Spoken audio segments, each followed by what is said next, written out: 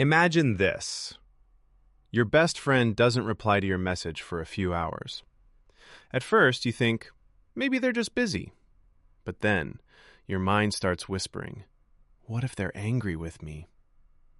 A few minutes later, what if something terrible happened to them? Now your heart is racing. You keep checking your phone. You can't focus on anything else. But here's the strange part. Nothing has actually happened. The only thing that changed was the story inside your head. If this sounds familiar, then today we're going to talk about something psychologists call catastrophizing. It's the habit of always expecting the worst. But here's the real question. Why does your mind do this? Most people believe, if I think positively, I'll be safe. But your brain doesn't work that way. Your brain has one main job, to keep you alive. Thousands of years ago, the people who expected danger survived more often than the people who ignored it. So your brain learned something. It's better to prepare for the worst than to be surprised. That habit helped humans survive. But today, you're not running from wild animals.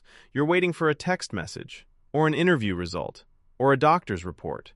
The danger has changed, but your brain still reacts the same way. Now, you might be wondering, if my brain is trying to protect me, why does it make me feel so anxious? Because your brain has one big weakness.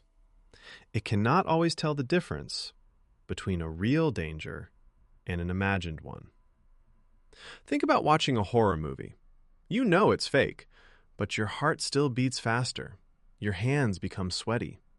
Your body reacts as if the danger is real. Your thoughts work the same way. The moment your mind creates the worst possible story, your body believes it. That's why anxiety feels so real. But then another question appears. Is this just overthinking, or is it something different? They're connected, but they're not the same. Overthinking means thinking about something again and again. Catastrophizing is different. It skips all the middle steps and jumps straight to disaster. Your boss says, "Can we talk tomorrow?" An overthinker wonders, what does this mean? A catastrophizer thinks, I'm getting fired. Your partner replies late. Instead of thinking, they're probably busy, your mind says, the relationship is over. But why do some people do this more than others? The answer often starts much earlier. Maybe you grew up in a home where life felt unpredictable. Maybe people suddenly left. Maybe mistakes were punished harshly. Or maybe you've been hurt before. Your brain learned a simple lesson. If I expect the worst, I won't be surprised. It sounds smart, but it comes with a price. You stop enjoying the present because you're busy fearing a future that hasn't even happened. So, can this habit actually change? The answer is yes, but not by forcing yourself to think positive. There's a better way. The next time your mind says something terrible is going to happen, don't argue with it. Just ask one simple question. What evidence do I actually have?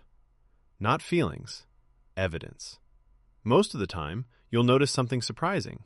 You have a scary story, but very little proof. Then ask another question.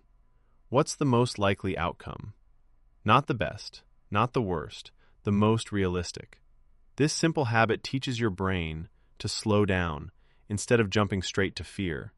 Here's something worth remembering. Your thoughts are powerful, but they're not always true. Your brain is designed to imagine danger. That doesn't mean danger is actually there.